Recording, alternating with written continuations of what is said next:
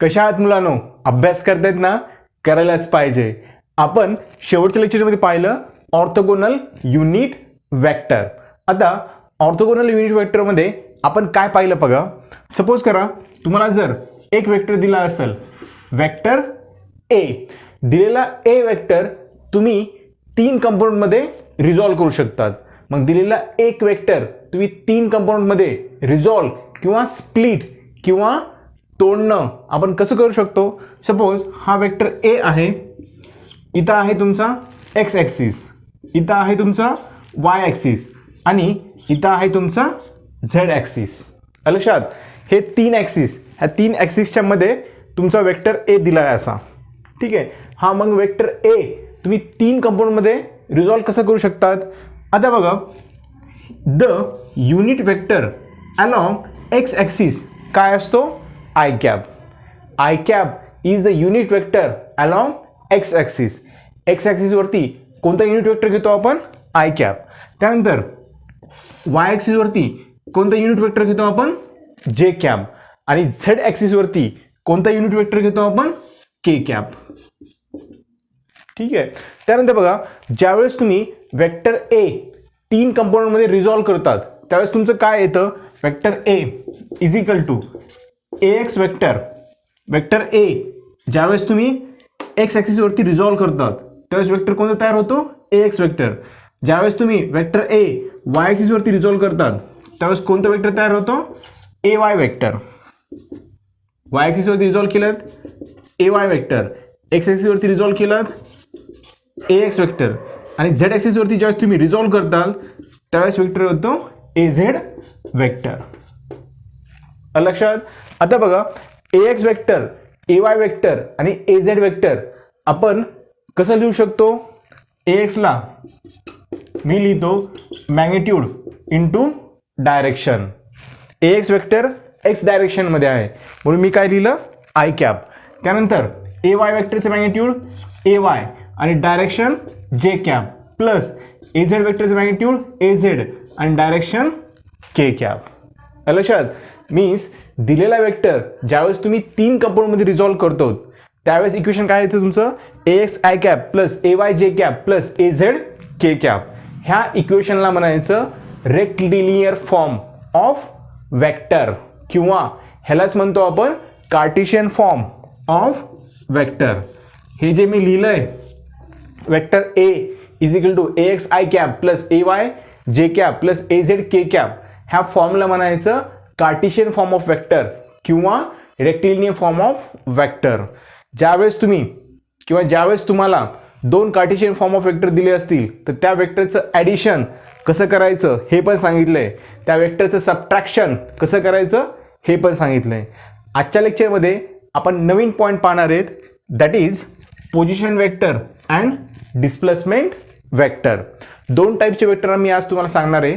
एक आहे position vector आणि दुसरा आहे डिस्प्लेसमेंट वेक्टर.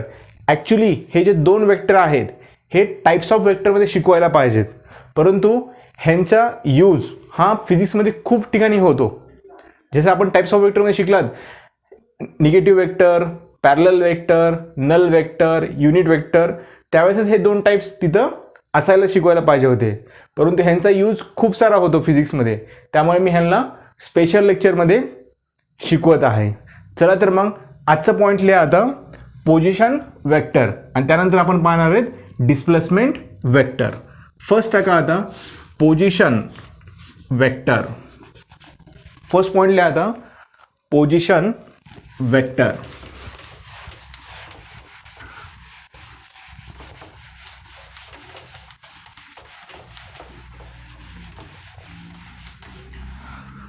आता बघा, पोझिशन वेक्टर काय असतो. सपोज करा एक पॉइंट आहे, पॉइंट पी. हा पॉईंट पी हा मी बोर्डवर काढला आहे. तुम्हाला जर कुणी विचारलं की ह्या पॉईंट पीचं पोझिशन काय आहे किंवा हा पॉईंट पीचं लोकेशन काय आहे, लक्षात, मग त्यावेळेस तुम्ही सांगू शकतात का? नाही सांगू शकत. इथं आहे, तिथं आहे, इथं आहे, तिथं असंच सांगू शकतात. पण ॲक्च्युअल एक्झॅक्ट लोकेशन जर तुम्हाला सांगायचं असेल तर तुम्हाला एक रेफरन्स पॉईंट कन्सिडर करावा लागतो. ह्या पी पॉईंटचं जर एक्झॅक्ट लोकेशन सांगायचं असेल, एक्झॅक्ट पोझिशन सांगायची असेल, तुम्हाला एक रेफरन्स पॉईंट कन्सिडर करावा लागतो आणि तो रेफरन्स पॉईंट म्हणजे तुमचा असतो ओरिजिन. लक्षात. आता बघा पॉईंट पी ची पोझिशन सांगण्यासाठी मी एक कोऑर्डिनेट सिस्टीम घेईल, एक्स वाय कोऑर्डिनेट सिस्टीम. आता इथं असेल तुमचा एक्स आणि इथं असेल तुमचा वाय, लक्षात, आणि इथं असेल तुमचे ओरिजिन. ओरिजिनची कोऑर्डिनेट काय असतात? 0,0. आता ज्यावेळेस मी अशी कोऑर्डिनेट सिस्टीम घेईल त्यावेळेस मी सांगू शकतो की ह्या पॉईंट पीचं एक्झॅक्ट पोझिशन काय किंवा एक्झॅक्ट लोकेशन काय. आता मी कसं सांगणार? हा पॉईंट पी एक्स ॲक्सिसवरती किती डिस्टन्सवरती आहे? इथून इथपर्यंत, बरोबर आहे. मीन्स हा पॉईंट एक्स ॲक्सिसवरती एवढ्या डिस्टन्सवरती. हे डिस्टन्स किती आहे? सपोज करा एक्स आहे. हे डिस्टन्स किती आहे? एक्स. पॉईंट पी एक्स ॲक्सिसवरती एवढ्या डिस्टन्सवरती आहे आणि हा पॉईंट पी वाय ॲक्सिसवरती, हा पॉईंट पी वाय ॲक्सिसवरती किती डिस्टन्सवरती आहे? सपोज करा हे तुमचं डिस्टन्स होतं वाय. हे तुमचं डिस्टन्स किती होतं? वाय. म्हणजेच हा पॉईंट पी ह्या स्पेसमध्ये किंवा ह्या बोर्डवरती कोणत्या पॉईंटवरती आहे? X, Y. लक्षात. हा पॉईंट पीचं मला पोझिशन सांगण्यासाठी मी एक कोऑर्डिनेट सिस्टीम घेतली, ठीक आहे. आणि त्या कोऑर्डिनेट सिस्टीममध्ये जो हा पॉईंट आहे ओ, हा ओ पॉईंट ओरिजिन आहे. त्या ओरिजिनच्या रेफरन्स पॉईंटपासनं मी ह्या पॉईंटचं पोझिशन सांगत आहे, ठीक आहे. ह्या पॉईंटची पोझिशन काय आली मग? Point P x, Y. लक्षात. आता बघा पोझिशन वेक्टर काय असतं. अगोदर मी डेफिनेशन लिहून देईल. The vector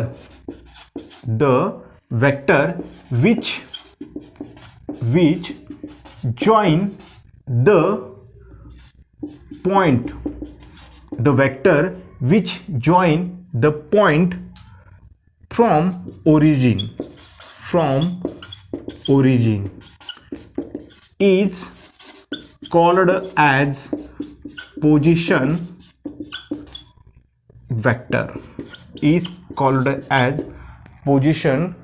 vector. डेफिनेशन काय लिहिली बघा.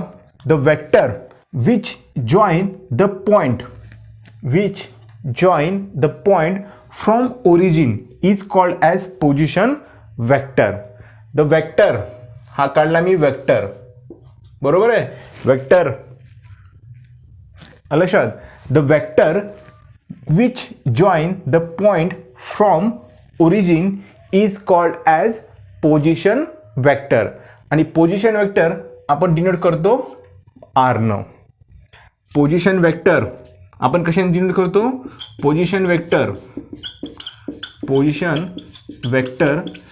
Denote by R. लक्षात. हे आर वेक्टर काय झालं? Position vector. समजलं.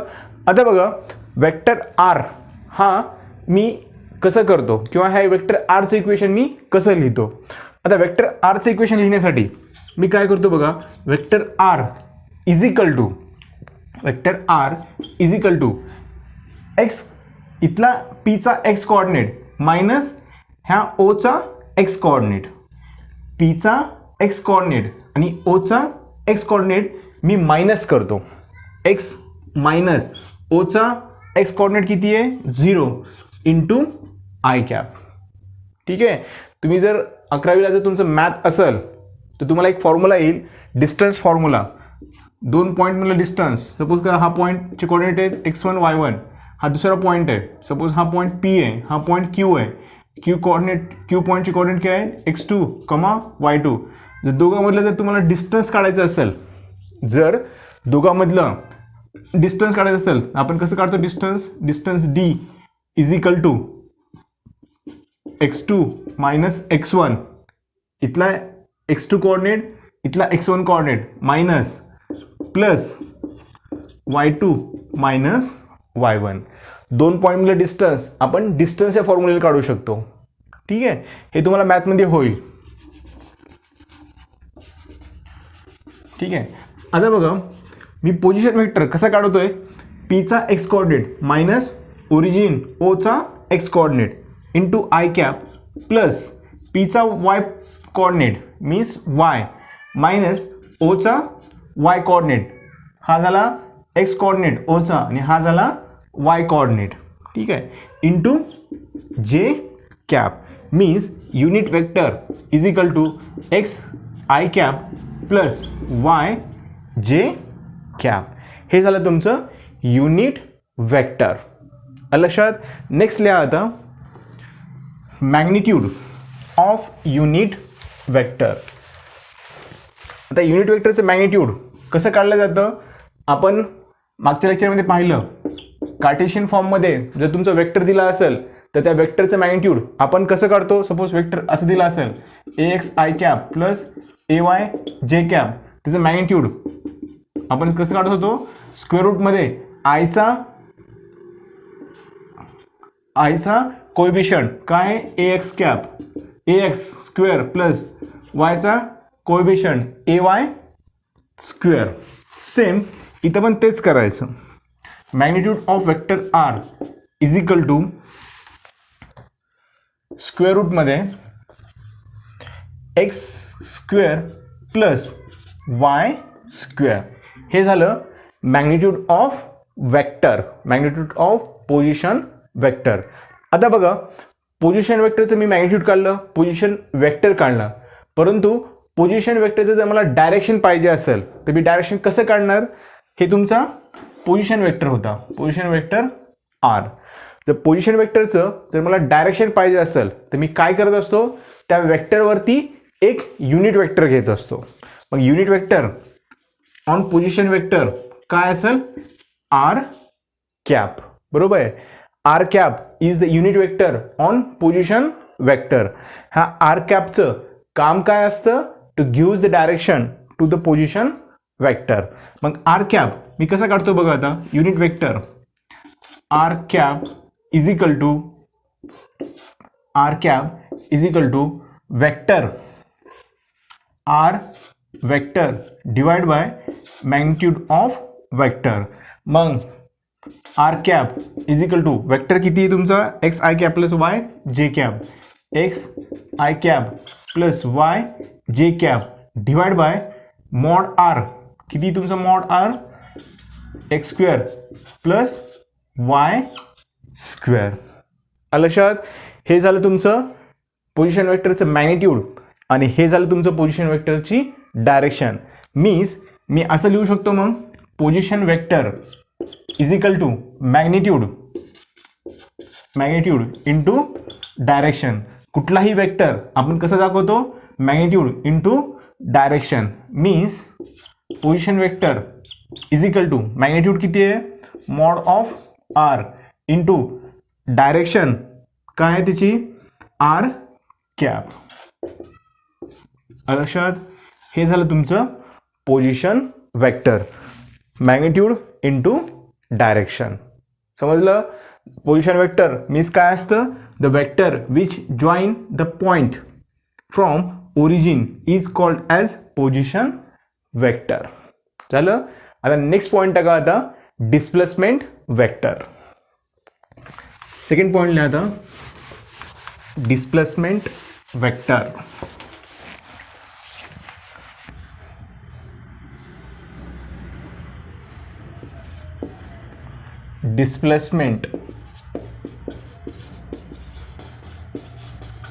Displacement vector. ह्यानंतर आपण सेकंड पॉईंट पाहणार आहेत, डिस्प्लेसमेंट वेक्टर. अगोदर मी तुम्हाला डिस्टन्स म्हणजे काय असतं आणि डिस्प्लेसमेंट म्हणजे काय असतं हे सांगाल. सपोज करा तुम्ही अगोदर ह्या पॉईंटला होतात, सपोज हा पॉईंट आहे ए, ठीक आहे. आता तुम्ही ए पासून इकडे गेलात बी पॉईंटला, किती किलोमीटर गेलात? सपोज 4 किलोमीटर, ठीक आहे. त्यानंतर बी कडून तुम्ही गेलात सी कडे, किती गेलात? 5 किलोमीटर. लक्षात, सुरुवातीला तुम्ही कुठे होतात? ए पाशी होतात. तुम्ही चलत चलत चलत बी कडे गेलात, किती चाललात तुम्ही? 4 किलोमीटर. पुन्हा बी पासून तुम्ही सी कडे गेलात, किती चाललात तुम्ही? 5 किलोमीटर. मग तुम्ही किती डिस्टन्स चाललात असं जर कोणी विचारलं तर तुम्ही काय सांगताल? डिस्टन्स इज इक्वल टू किती किलोमीटर चाललात तुम्ही? अगोदर 4 किलोमीटर आणि नंतर 5 किलोमीटर, म्हणजे टोटल तुमचं डिस्टन्स किती कव्हर केलात तुम्ही? 9 किलोमीटर. 9 किलोमीटर ह्याला म्हणायचं डिस्टन्स. लक्षात. आता बघा डिस्प्लेसमेंट काय असतं? Displacement means shortest distance between initial point and final point. हा तुमचा ए इनिशियल पॉइंट आहे, हा तुमचा ए इनिशियल पॉइंट आणि सी हा तुमचा फायनल पॉइंट आहे. ए तुमचा इनिशियल पॉइंट आहे, सी तुमचा फायनल पॉइंट आहे. The shortest distance between initial point and final point is called as displacement. लक्षात. मग शॉर्टेस्ट डिस्टन्स तुम्ही कसं काढणार? तुम्ही असं काढणार. लक्षात. हे जे शॉर्टेस्ट डिस्टन्स आहे ह्याला म्हणायचं डिस्प्लेसमेंट. ह्याला काय म्हणायचं? डिस्प्लेसमेंट. मग डिस्प्लेसमेंट तुमचं किती येतं बघा? डिस्प्लेसमेंट आता डिस्प्लेसमेंट कसं करणार तुम्ही? पायथागोरस थेरमचा यूज करून तुम्ही एवढी लेंथ काढणार. ए टू सी लेंथ तुम्ही पायथागोरस थेरमचा यूज करून काढणार. मग कशी काढणार बघा? A C square is equal to Pythagoras theorem माहिती आहे, कर्ण वर्ग इज इक्वल टू साईडचा वर्ग. ए बी किती आहे? 4 स्क्वेअर प्लस बी सी किती आहे? 5 स्क्वेअर. मग हे किती आलं? 4 चौक 16, 5 5 25, म्हणजे हे आलं 5 आणि 5 10 1 11 1. त्यानंतर हे 2 1 3 1 4. ठीक आहे. म्हणजे हे आलं तुमचं 41 आणि इकडं ए सी स्क्वेअर आहे, means A C is equal to 41 kilometre. लक्षात. 9 हे तुमचं डिस्टन्स झालं आणि डिस्प्लेसमेंट किती झालं तुमचं? Square रूटमध्ये 41 kilometre. डिस्प्लेसमेंट हे काय असतं? Shortest distance between initial point and final point. लक्षात. आता त्या खाली डिस्प्लेसमेंट वेक्टर. आता बघा डिस्प्लेसमेंट वेक्टर काय असतं? सपोज करा ही एक्स वाय कोऑर्डिनेट सिस्टीम आहे, हा एक्स ॲक्सिस हा वाय ॲक्सिस. सपोज तुम्ही सुरुवातीला ए पॉईंटला होतात, तुम्ही ए पॉईंटला होतात. आता ए पॉईंटपासून तुम्ही चलत चलत चलत काय केलात? बी पॉईंटपर्यंत आलात. बी पॉईंटपर्यंत आलात. ठीक आहे. ए हा तुमचा इनिशियल पॉईंट होता. ए काय तुमचा? इनिशियल पॉईंट आणि बी काय तुमचा? Final point. लक्षात. ए तुमचा इनिशियल पॉईंट आहे, बी तुमचा फायनल पॉईंट आहे. दोन पॉईंटमध्ये जे डिस्टन्स असतं त्याला काय म्हणायचं? डिस्प्लेसमेंट. जे दोन पॉईंटमधलं शॉर्टेस्ट डिस्टन्स असतं त्याला काय म्हणायचं? डिस्प्लेसमेंट. सपोज करा दोन पॉईंटमधलं शॉर्टेस्ट डिस्टन्स हे एवढं आहे. लक्षात. त्यानंतर बघा आता डिस्प्लेसमेंट वेक्टर काय असतं? अगोदर डेफिनेशन लिहून घ्या. The vector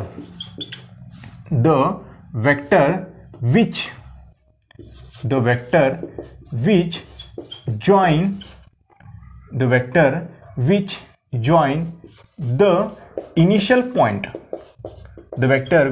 the initial point and final point is called as called as displacement, is called as displacement vector. Definition लिहून घ्या. काय लिहिले बघा, the vector which join the initial point and final point. लक्षात काय म्हटले, the vector which join the initial point and final point is called as displacement vector. तुमचा initial point A होता, फायनल पॉइंट तुमचा बी आहे. The vector which join the initial point and final point is called as displacement vector. म्हणजे ह्या ठिकाणी displacement vector काय आहे तुमचा, ए बी वेक्टर. समजलं.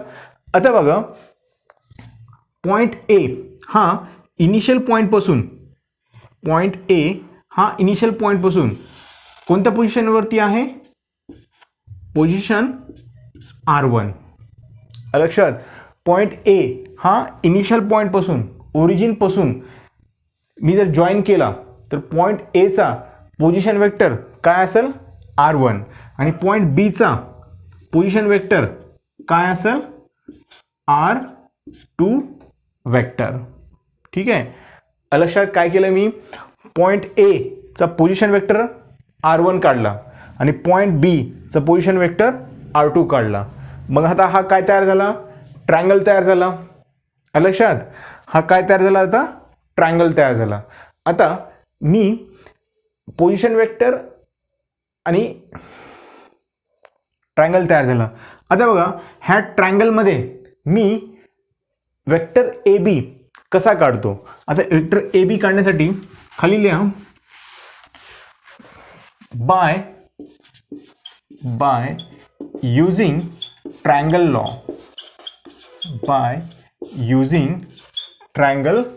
law. जर ह्या फिगरमध्ये तुम्ही जर ट्रायंगल लॉ अप्लाय केलात, ट्रायंगल लॉ काय होता, सपोज करा दोन वेक्टर असतील, वेक्टर ए आणि वेक्टर बी, वेक्टर ए आणि वेक्टर बी जर तुम्ही इन ऑर्डरमध्ये जॉईन केले तर त्या ट्रायंगलची तिसरी साईड काय रिप्रेझेंट करते, रिझल्टंट. आणि हा रिझल्टंट आपण कसं काढत असतो, अपोजिट ऑर्डरमध्ये. आणि साईड ट्रायंगलच्या किंवा जे दिलेले वेक्टर असतील ते आपण कसं काढत असतो, इन ऑर्डरमध्ये. Vector R is equal to vector a plus vector b. ठीक आहे. आता बघा, ह्या फिगरमध्ये मी ट्रायंगल लॉ कसं लावतो, पहिल्यांदा वेक्टर R1 इन ऑर्डरमध्ये कोण कोण आहे बघा, वेक्टर R1 आहे आणि वेक्टर ए बी आहे. म्हणजेच मी असं लिहिल, vector R1 plus vector AB1 is equal to vector R2. लक्षात, ट्रायंगल लॉचा यूज करून मी कसं लिहिलं, इन ऑर्डरमध्ये कोण आहे, वेक्टर R1 आणि त्यानंतर कोण आहे, वेक्टर ए बी. म्हणून त्याला मी R1 plus vector A b लिहिलं, इज इक्वल टू R2. R2ला इज इक्वल टू का लिहिलं, कारण हे अपोजिट ऑर्डरमध्ये आहे. मग वेक्टर ए बीला मी कसं लिहितो बघा, vector A B is equal to vector R2 minus vector R1. बरोबर आहे. त्यानंतर बघा, आता वेक्टर R2 काय आहे बघा, vector R2 is equal to, suppose ह्या बी चे कोऑर्डिनेट जर x2, y2 असतील आणि ए चे कोऑर्डिनेट x1, y1 असतील तर वेक्टर R2 कसा लिहिला जातो मग, x2 i cap plus y2 j cap.